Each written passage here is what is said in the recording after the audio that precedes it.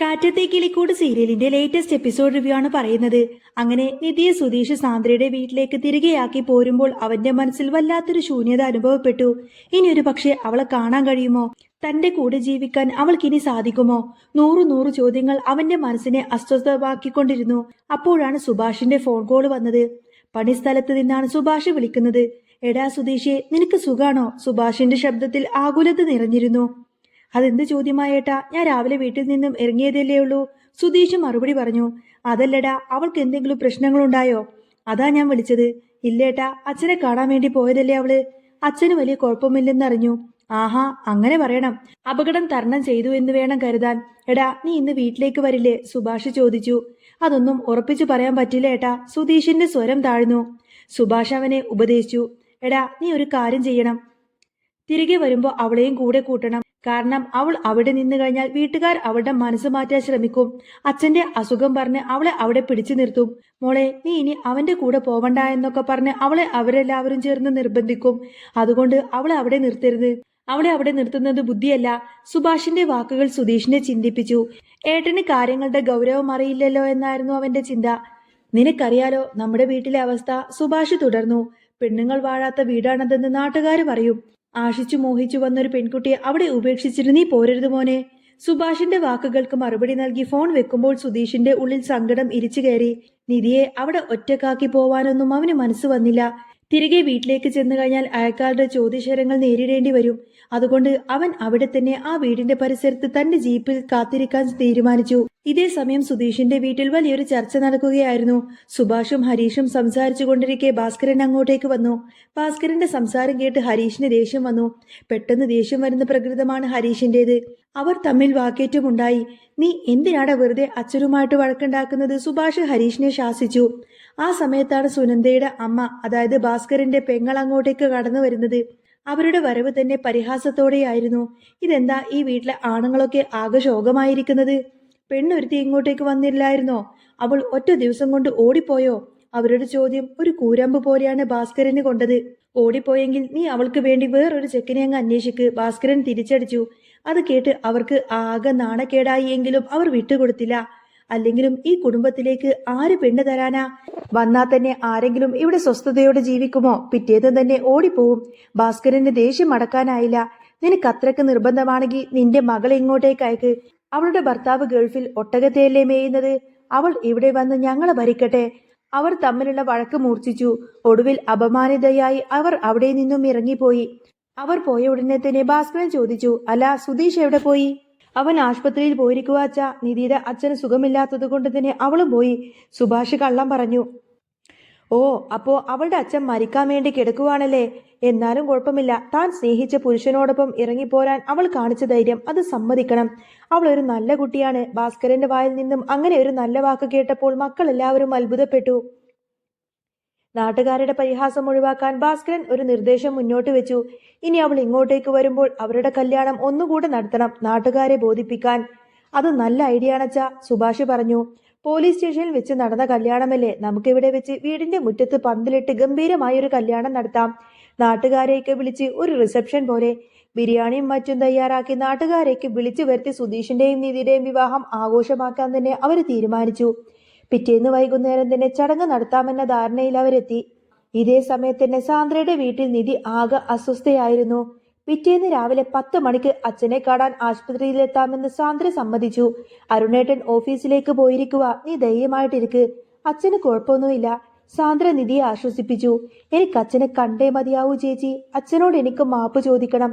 സത്യങ്ങളെല്ലാം തന്നെ അച്ഛനോട് തുറന്നു പറയണം. നിധി കരച്ചിലടക്കാൻ തന്നെ പാടുപെട്ടുകൊണ്ട് പറഞ്ഞു. ഫോൺ വിളിച്ചു കഴിഞ്ഞ് പുറത്തിറങ്ങിയ നിധി കണ്ടത് ഗേറ്റിന് വെളിയിൽ നിൽക്കുന്ന സുധീഷിനെയാണ്. സുധീഷേ, നീ പോയില്ലേ? അവൾ അത്ഭുതത്തോടെ ചോദിച്ചു. എനിക്ക് പോവാൻ തോന്നിയില്ല നിധി. നിന്നെ ഇവിടെ തനിച്ചാക്കി പോവാൻ എനിക്ക് മനസ്സ് വന്നില്ല. മാത്രവുമല്ല, നീ ഇവിടെ നിൽക്കുന്നത് അത്ര സുരക്ഷിതമല്ല. ആരെങ്കിലും കണ്ട ആകെ പ്രശ്നമാവും, സുധീഷ് പറഞ്ഞു. നീ ഇവിടെ നിൽക്കുന്നത് അതിലും വലിയ അപകടമാണ്. എന്റെ വീട്ടുകാർ കണ്ട നിന്നെ ഉപദ്രവിക്കും. നീ പൊയ്ക്കോ സുധീഷേ, നിധി അവനെ നിർബന്ധിച്ചു. മനസ്സില്ലാ മനസ്സോടു കൂടെ തന്നെ സുധീഷ് അവിടെ നിന്നും മാറി. തന്റെ ജീപ്പിലിരുന്ന് രാത്രി വെളുപ്പിക്കാൻ അവൻ തീരുമാനിച്ചു. അവൾക്ക് എന്തെങ്കിലും ആപത്ത് സംഭവിക്കുമോ എന്ന പേടിയായിരുന്നു സുധീഷിന്. അങ്ങനെ നേരം വെളുത്തു. നിധി ആശുപത്രിയിൽ പോവാൻ വേണ്ടി തയ്യാറായി നിന്നു. അപ്പോഴാണ് സാന്ദ്രയുടെ അമ്മ അങ്ങോട്ടേക്ക് വന്നത്. നീ അങ്ങോട്ടേക്ക് ചെല്ലുന്നത് സുരക്ഷിതമാണോ നിധി? നിന്റെ അച്ഛൻ നിന്നെ കാണാൻ കൂട്ടാക്കുന്നില്ല എന്നല്ലേ പറഞ്ഞത്? അരുൺ എങ്ങാനും മറിഞ്ഞു കഴിഞ്ഞാൽ തീർന്നു. അവരുടെ വാക്കുകൾക്ക് മറുപടി പറയാൻ നിൽക്കാതെ നിധി നേരെ പുറത്തേക്ക് നടന്നു.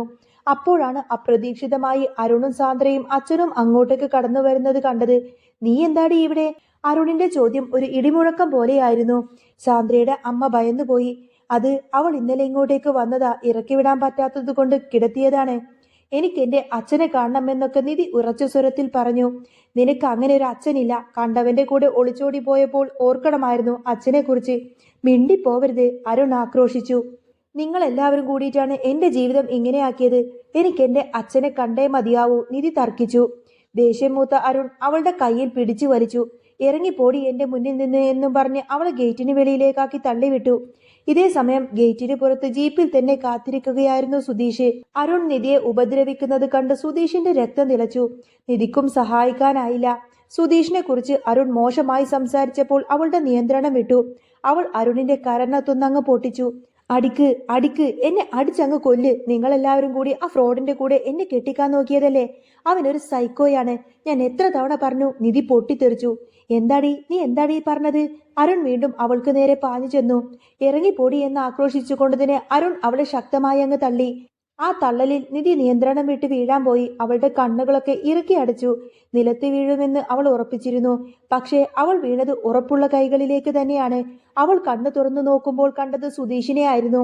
അവളെ താഴെ വീഴാതെ താങ്ങി പിടിച്ച് സംരക്ഷണത്തിന്റെ കരുത്തുമായി അവൻ അവിടെ നിൽക്കുന്നു.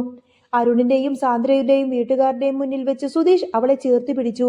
താൻ ഒറ്റക്കല്ല എന്നും തന്നെ സ്നേഹിക്കുന്ന സംരക്ഷിക്കുന്ന ഒരാൾ തന്റെ കൂടെയുണ്ടെന്നും ആ നിമിഷം തന്നെ നിധി തിരിച്ചറിഞ്ഞു. അങ്ങനെ സുധീഷിനെ അവിടെ പ്രതീക്ഷിക്കാതിരുന്ന അരുൺ ആകെ സ്തംഭിച്ചുപോയി. അങ്ങനെ സുധീഷിന്റെ വീടിന്റെ മുറ്റത്ത് കെട്ടിയുയർത്തിയ പന്തലിൽ വർണ്ണവിളക്കുകൾ മിന്നിമറയുന്നുണ്ടായിരുന്നു. പാട്ടുകളും വാദ്യമേളങ്ങളുടെയും ശബ്ദം അന്തരീക്ഷത്തിൽ മുഴങ്ങി. നാടും നാട്ടുകാരും ആവേശത്തോടെ കാത്തിരിക്കുന്നത് ആ നിമിഷത്തിന് വേണ്ടിയാണ്. പെണ്ണുങ്ങൾ വാഴാത്ത വീട് എന്ന ദുഷ്പേര് മാറ്റി ഭാസ്കരൻ വീട്ടിലേക്കൊരു മരുമകൾ കടന്നു വരുന്നത് കാണാൻ. പക്ഷേ ആ ആഘോഷങ്ങൾക്കിടയിലേക്ക്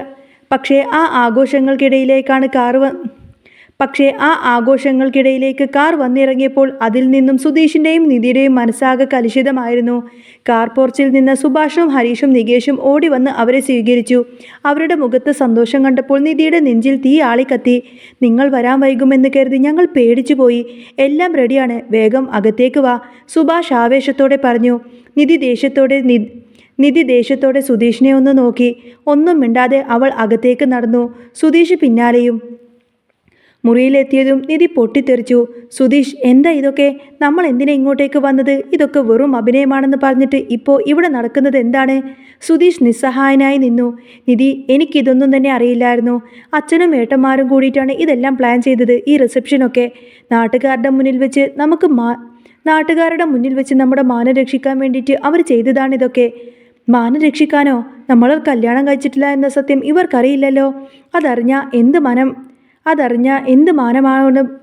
അതറിഞ്ഞു കഴിഞ്ഞാൽ പിന്നെ എന്ത് മാനമാണ് ബാക്കിയുണ്ടാവുക? നിധിയുടെ കണ്ണുകൾ നിറഞ്ഞു. എനിക്ക് പറ്റില്ല, ഇനിയും ഈ നാടകം കളിക്കാൻ എനിക്ക് വയ്യ. ഞാൻ ഇപ്പം തന്നെ എല്ലാവരോടും സത്യം തുറന്നു പറഞ്ഞ് ഇവിടെ നിന്നും ഇറങ്ങിപ്പോവും. അവൾ ബാഗുമെടുത്ത് പോവാൻ തുനിഞ്ഞപ്പോൾ നിധി ബാഗും എടുത്ത് അവിടെ നിന്നും പോവാൻ തുനിഞ്ഞപ്പോൾ സുധീഷ് തടഞ്ഞു. നിധി, പ്ലീസ്, ഒരു 5 മിനിറ്റ്, അത്രയും നേരം മതി. സ്റ്റേജിൽ നിന്നൊന്ന് വന്ന് നിൽക്ക്, അത് കഴിഞ്ഞ് നിനക്ക് പോവാം. ഇപ്പോൾ നീ സത്യം പറഞ്ഞാൽ എൻ്റെ കുടുംബമാകെ തകർന്നു പോവും. അച്ഛനും ഏട്ടനും അതൊരിക്കലും താങ്ങാനാവില്ല. സുധീഷിൻ്റെ കെഞ്ചൽ കേട്ട് നിധി നിശ്ചലമായി നിന്നു. പക്ഷേ അവളുടെ മനസ്സ് അത് അംഗീകരിക്കാനൊന്നും തയ്യാറല്ലായിരുന്നു. പുറത്ത് സുഭാഷും സഹോദരങ്ങളും ആകെ ടെൻഷനിലായിരുന്നു. എന്താ ഇവർ വരാൻ ഇത്ര വൈകുന്നത്? ആളുകളൊക്കെ മുറുമുറുക്കാൻ തുടങ്ങി. ഹരീഷ് പറഞ്ഞു. സുഭാഷ് സുധീഷിൻ്റെ മുറിയിലേക്ക് ചെന്നു. വാതിലിൽ നിന്ന് അവർ കേട്ടത് ഞെട്ടിക്കുന്ന സത്യങ്ങളായിരുന്നു. ചേട്ടാ, ഞാൻ പറയുന്നതൊന്ന് കേൾക്ക്. സുധീഷ് സുഭാഷിനെ കണ്ടതും പരിഭ്രമിച്ചു. പക്ഷേ നിധിക്ക് പിടിച്ചു നിൽക്കാനായില്ല. അവൾ സുഭാഷിന് മുന്നിൽ പൊട്ടിക്കരഞ്ഞു. ചേട്ടൻ എന്നോട് ക്ഷമിക്കണം. ഞങ്ങൾ നിങ്ങളെ എല്ലാവരെയും പറ്റിക്കുകയായിരുന്നു. ഞാനും സുധീഷും തമ്മിൽ ശരിക്കുമുള്ള കല്യാണമൊന്നും നടന്നിട്ടില്ല. നിധിയുടെ വാക്ക് കേട്ടതോടെ സുഭാഷ് തറഞ്ഞുപോയി. എന്താ നീ പറയുന്നത്? നിധി വിതുമ്പിക്കൊണ്ട് പറഞ്ഞു. എൻ്റെ വീട്ടുകാർ എന്നെ സൂര്യന് വിവാഹം കഴിച്ചു കൊടുക്കാൻ തീരുമാനിച്ചിരുന്നു. അയാൾ ഒരു സൈക്കോയാണെന്നറിഞ്ഞപ്പോൾ ഞാൻ എതിർത്തു. പക്ഷേ ആരും അത് കേട്ടില്ല. ഒടുവിൽ ഗതി കെട്ട് ഞാൻ വീട് വിട്ടിറങ്ങി. എന്നെ സഹായിക്കാൻ വന്നതാണ് സുധീഷ്. പോലീസ് സ്റ്റേഷനിൽ വെച്ച് അച്ഛൻ്റെയും നാട്ടുകാരുടെയും ഭീഷണിയിൽ നിന്നും രക്ഷപ്പെടാൻ വേണ്ടിയിട്ട് മാത്രമാണ് ഞങ്ങളന്ന് കല്യാണം കഴിച്ചത്. കല്യാണം കഴിച്ചു എന്ന് കള്ളം പറയേണ്ടി വന്നു. അല്ലാതെ ഞങ്ങൾ തമ്മിൽ. സുഭാഷിൻ്റെ കാലുകളൊക്കെ ആകെ വിറച്ചുപോയി. അവൻ ചുമരിലേക്ക് ചാരി നിന്നു. തൻ്റെ കണ്ണുകളിൽ ഇരുട്ട് കയറുന്നത് പോലെ സുഭാഷിന് തോന്നി. മോളെ, സുഭാഷ് ഇടറിയ ശബ്ദം കൊണ്ട് വിളിച്ചു. മോളെ, സുഭാഷ് ഇടറിയ ശബ്ദത്തിൽ വിളിച്ചു. ഈ വീടിനൊരു ശാപമുണ്ട്. പെണ്ണുങ്ങൾ വാഴാത്ത വീട്. അമ്മ മരിച്ചു. രണ്ടാനമ്മ ഉപേക്ഷിച്ചു പോയി. ഇത്രയും കാലം ഞങ്ങൾ അനിയന്മാരും അച്ഛന്മാരും മാത്രമായിരുന്നു. നീ വന്നപ്പോൾ ഞങ്ങൾ കരുതി ആ ശാപം അങ്ങ് തീർന്നുവെന്ന്.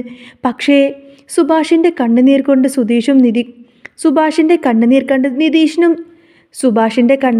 സുധീഷിനും നിധിക്കും കുറ്റബോധം തോന്നി. ചേട്ടാ കരയല്ലേ? സുധീഷ് സുഭാഷിനെ കെട്ടിപ്പിടിച്ചു. സുഭാഷ് കണ്ണുനീർ തുടച്ചു. വേണ്ട, ആരെയും ഞാൻ കുറ്റപ്പെടുത്തുന്നില്ല. ഇത് ഞങ്ങളുടെ മാത്രം വിധിയാണ്. പക്ഷേ പുറത്ത് കാത്തു നിൽക്കുന്നത് 100 കണക്കിന് ആൾക്കാരാണ്. അവരോട് നമ്മൾ ഇനി എന്തു പറയും? റിസപ്ഷൻ മുടങ്ങിക്കഴിഞ്ഞാൽ ഈ കുടുംബത്തിൻ്റെ മാനം. ആ വാക്കുകൾ നിധിയുടെ ഉള്ളിൽ തറച്ചു. സ്വന്തം സങ്കടത്തേക്കാൾ വലുത് ആ കുടുംബത്തിൻ്റെ വേദനയാണെന്ന് അവൾക്ക് തോന്നി. പുറത്ത് അതിഥികളെല്ലാം അക്ഷമരായിരുന്നു. പെണ്ണും ചെക്കനും എവിടെ? വല്ല ഒളിച്ചോട്ടവുമാണോ? ചിലർ അടക്കം പറഞ്ഞു തുടങ്ങി. അമ്മായിയും വല്യച്ഛനും പരിഹാസത്തോടെ ചിരിക്കാനും തുടങ്ങി. സുഭാഷ് നേരെ സ്റ്റേജിലേക്ക് കയറി. മൈക്ക് കയ്യിലെടുത്തു. അവൻ്റെ കൈകളെല്ലാം വിറക്കുന്നുണ്ടായിരുന്നു. എല്ലാവരും ക്ഷമിക്കണം, ചില കാരണങ്ങളാൽ. അപ്പോഴാണ് അത് സംഭവിച്ചത്. അവിശ്വസനീയമായൊരു കാഴ്ച തന്നെയായിരുന്നു അത്. സുഭാഷ് എല്ലാവരോടും സത്യങ്ങൾ വിളിച്ചു പറയാമെന്ന സമയത്ത് തന്നെ സുഭാഷിൻ്റെ വാക്കുകളെല്ലാം തന്നെ തൊണ്ടയിൽ കുരുങ്ങി. അവൻ അത്ഭുതത്തോടെ തന്നെ അവർക്ക് നേരെ നോക്കി. നിധി സുധീഷിൻ്റെ കൈയും ചേർത്ത് പിടിച്ചുകൊണ്ട് തന്നെ സ്റ്റേജിലേക്ക് കയറി വരുന്നു. ക്യാമറകളുടെ ഫ്ലാഷുകൾ മിന്നിമറഞ്ഞു. പക്ഷേ യഥാർത്ഥ ട്വിസ്റ്റ് ഇനിയും ഉണ്ടായിരുന്നു. പാട്ടുകൾ പെട്ടെന്ന് തന്നെ നിന്നു. കെട്ടാൻ പോകുന്ന താലിമാല എടുക്കാൻ സമയമായി എന്ന് അനൗൺസ്മെൻറ്റ് വന്നു. സുധീഷ് ആകെ ഞെട്ടിപ്പോയി. താലിയോ? അതൊന്നും പ്ലാനിലില്ലായിരുന്നു. അപ്പോഴാണ് ഭാസ്കരൻ സ്റ്റേജിലേക്ക് കയറി വന്നത്. കയ്യിലൊരു പച്ച നിറത്തിലുള്ള വെൽവെറ്റ് ബോക്സ് അദ്ദേഹം തുറന്നു. തിളങ്ങുന്ന ഒരു സ്വർണ്ണത്താലി. ഇതാ, ഭാസ്കരൻ മൈക്കിലൂടെ ഉറക്കെ പറഞ്ഞു. എല്ലാവരും പറഞ്ഞു എൻ്റെ മോൻ ഒരു പെണ്ണിനെ ഒളിച്ചോടി കൊണ്ടുവന്നവനാണെന്ന്. ഒരു മഞ്ഞച്ചരടിൽ കെട്ടിയ താലിയെ അവൾക്കുള്ളൂ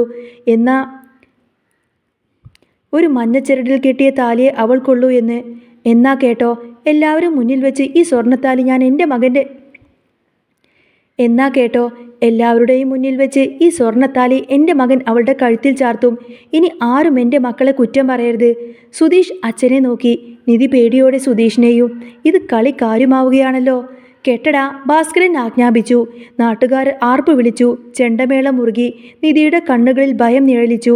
പക്ഷേ സുഭാഷിൻ്റെ മുഖത്ത് പ്രതീക്ഷയും ഭാസ്കരൻ്റെ അഭിമാനവും കണ്ടപ്പോൾ അവൾക്ക് എതിർക്കാതിരിക്കാൻ കഴിഞ്ഞില്ല. പക്ഷേ സുഭാഷിൻ്റെ മുഖത്ത് പ്രതീക്ഷയും ഭാസ്കരൻ്റെ അഭിമാനവും കണ്ടപ്പോൾ അവൾക്ക് എതിർക്കാനൊന്നും കഴിഞ്ഞില്ല. വിറക്കുന്ന കൈകളോടെ സുധീഷ് ആ സ്വർണ്ണത്താലി നിധിയുടെ കഴുത്തിൽ അണിയിച്ചു. പൂക്കൾ മഴ പോലെ അവരുടെ മേൽ വർഷിച്ചു. ആ നിമിഷം അറിയാതെയാണെങ്കിലും ആ ബന്ധം